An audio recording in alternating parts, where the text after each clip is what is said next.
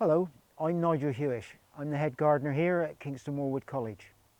Today we're looking at semi-ripe cuttings propagating some of our evergreen shrubs, and we've got a range here that we can look at: cotoneasters, viburnums, euonymus, hebes, and various other laniceras as well. So today we're looking at taking cuttings from this hebe red edge. So we're looking for a cutting of around about 3 or 4 inches long, and we can snip that off at a junction so that we've left the shrub still to grow on. And a semi-ripe cutting is firmer at the bottom, woodier at the bottom, and softer at the top. That's why it's called semi-ripe. So using a sharp knife, we cut directly below a node and then remove some of these lower leaves.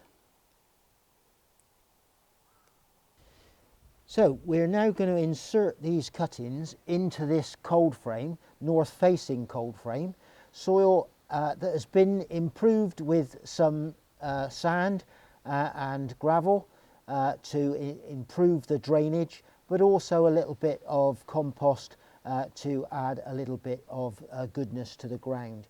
And we're going to pop them in 3 or 4 inches apart and down to the bottom leaves that we've left. And we can put another one in there. I'm using a board to make sure we've got them in a straight line. So you might not have a facility like this cold frame, but you can have a pot, again, garden compost and soil in there, and we can then insert our cuttings into that pot. Exactly the same, down to the leaves, and then we can place that into a cold frame as long as it's somewhere in the shade. So we can give them a watering in. Then we can put the lids back on the frames and they will stay on there over winter. So here we have some hebe red edge that were put in as cuttings at this time last year. And if we dig them up, hopefully we will have, yes, some lovely nice roots on there. So now we're into the autumn, leaves are starting to fall. We're now looking at soil preparation.